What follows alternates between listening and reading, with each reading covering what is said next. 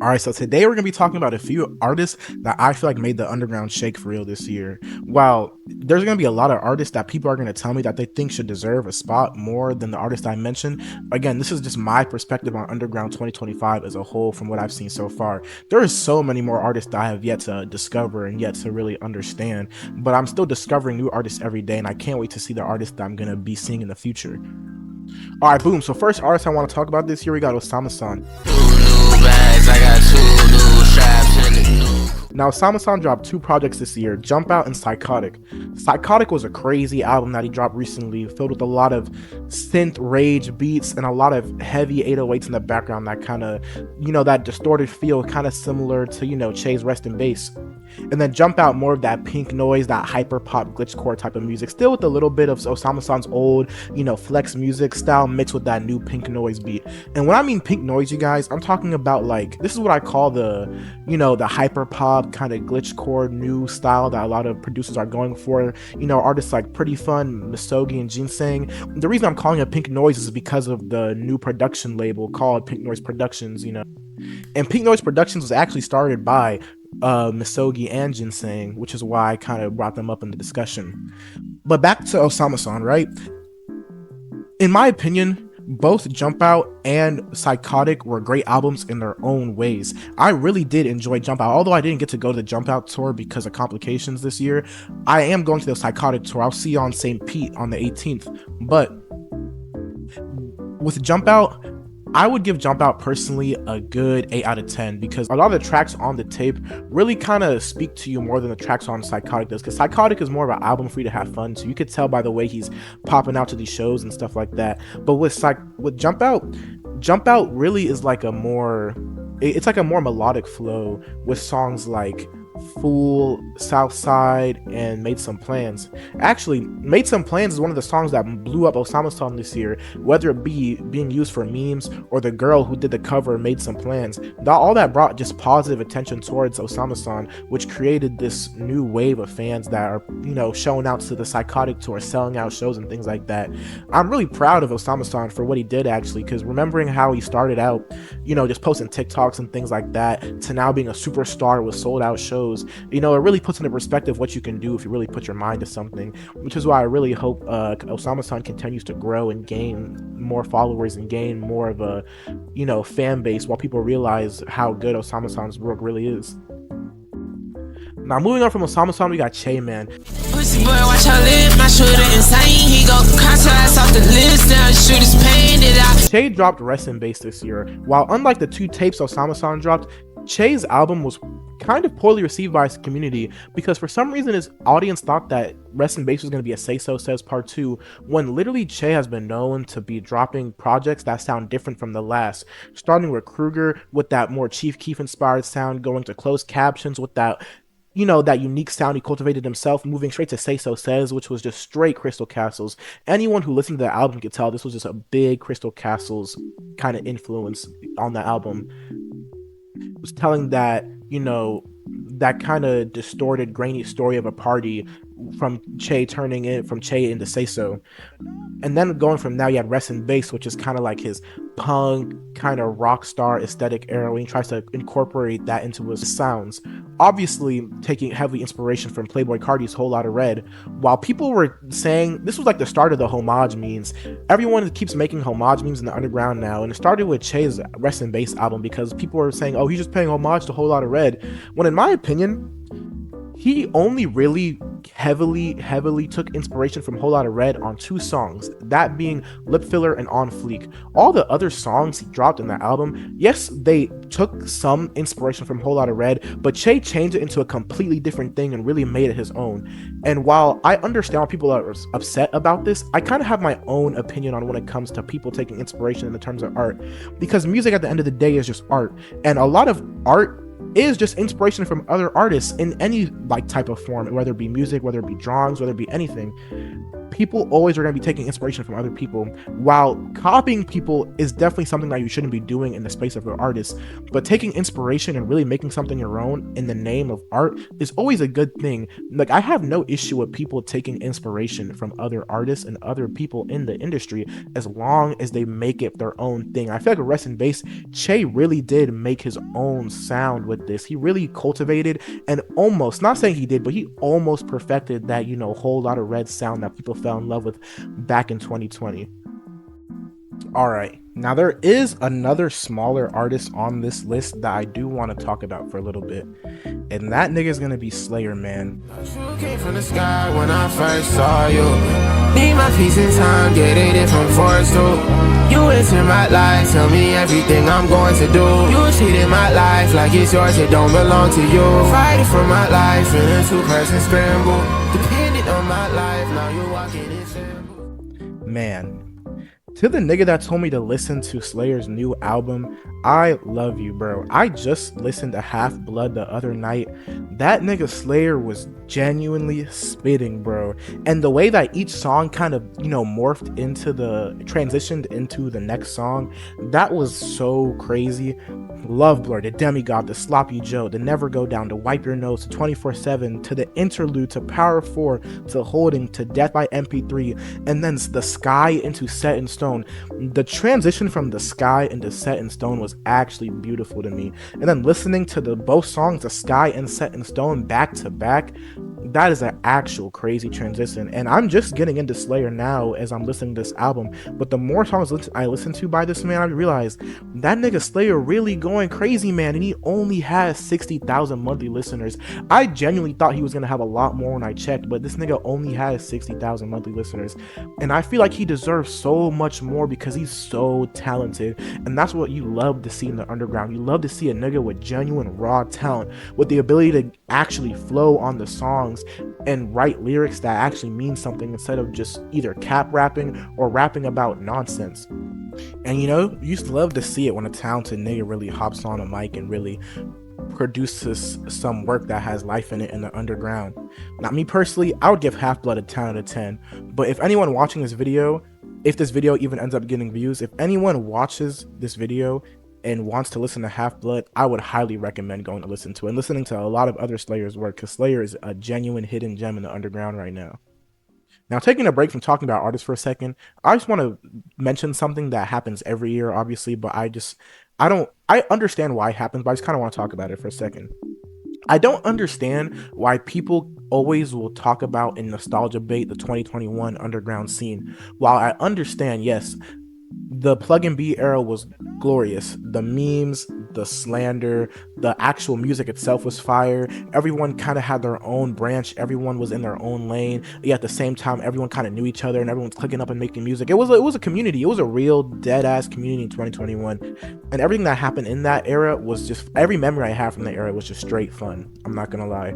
But as a community, if we keep focusing on the past and putting down people right now who are trying to push towards the future and change the sound and change their sound and try to change the underground, you can't put people like that down, because all that does is just create negativity in the community that makes people not want to try to make new and unique work, which is what the underground really needs right now. I'm not gonna lie. We have a lot of clones and a lot of people trying to do the same thing just so they can get hype and blow up, but what everyone wants is the people to push for creativity and uniqueness. But if you continue to put that down to try to keep alive what was already there, we're never going to look forward. And while I understand, yes, the 2021 underground era was peak, we have to start looking forward to the future, or just paying attention to what we have currently going on right now, so we can try to create a new community and really bond within that new community to form something new and unique for the underground for once, to try and at least make the underground look like something that's actually trying to be different than people just copying artists. That's all people are looking inside of the underground is. They're just looking inside and seeing people who are trying to copy other artists. People should be looking in the underground and seeing people who are trying to push for a change in the rap industry as a whole. Another thing I want to talk about, bro, why does the underground have no community in Florida, bro? I swear, you go to any other state, any other part of the US, and there'll be at least a small, like, but known, like, part of the underground community in those areas. But you come down to Florida, and there's, like, nothing, bro, far in between. You literally go around, walk around, you're, like, Tampa, you go to Jacksonville, you go to Miami, you go to Melbourne, anywhere, and literally, like, you'll meet, like, you could even be looking, because I looked before, you will literally look for underground fans in these areas, and there will literally be none, straight nothing, actual dookie, like. And I'm not even like complaining. I just wish that there was like more of like a known scene down here, so people can, you know, link up and like share like their love of music together and like do events.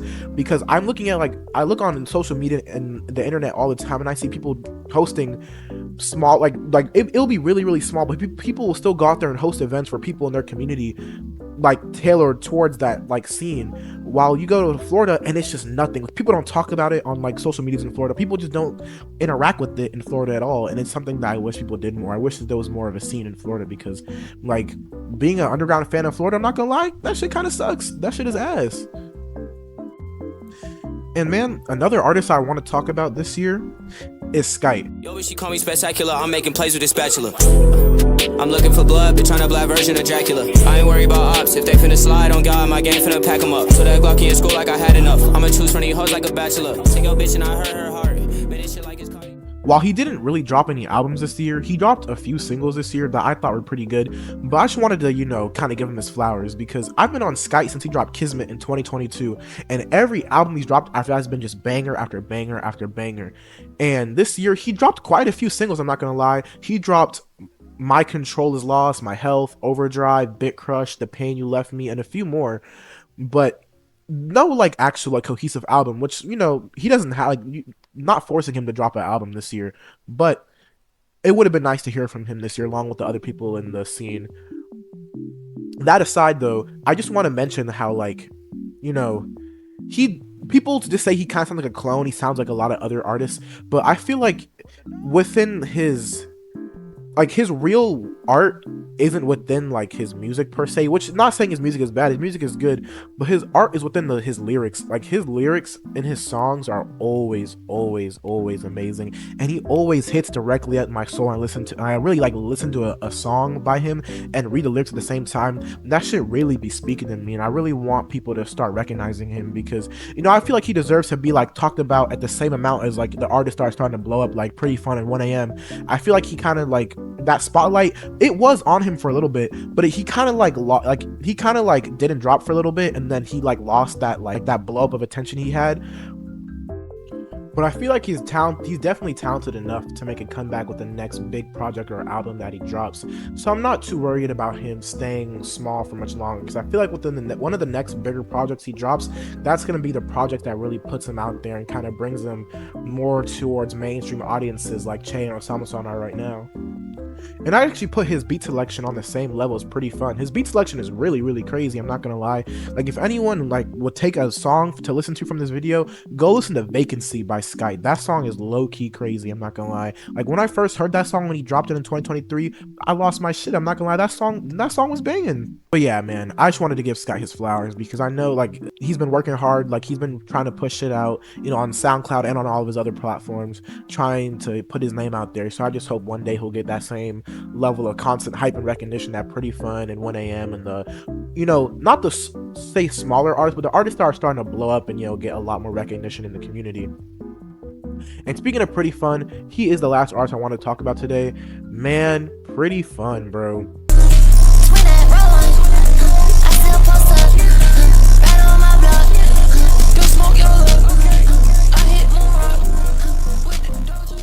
This year, Pretty Fun dropped Funhouse Deluxe. Now, I'm not gonna lie, Funhouse Deluxe is definitely my album of the year. Now, people are gonna say that's a little bit crazy comparing him to a lot of the projects and tapes that dropped this year in the underground, but Funhouse Deluxe was just an album that I sat there and was able to play with no skips.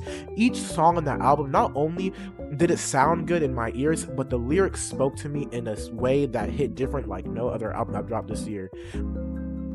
Now, I know this probably sounds like glaze, but like transitioning from songs like My Name, which gets you in a really good mood to feel good, about yourself, moving on to songs like Last Wish, which shows Pretty Fun's, like it shows the dedication and the amount of heartbreak that came behind the work that he's releasing, with the effects that his grandma had on his mental health and the death of his best friend Angie.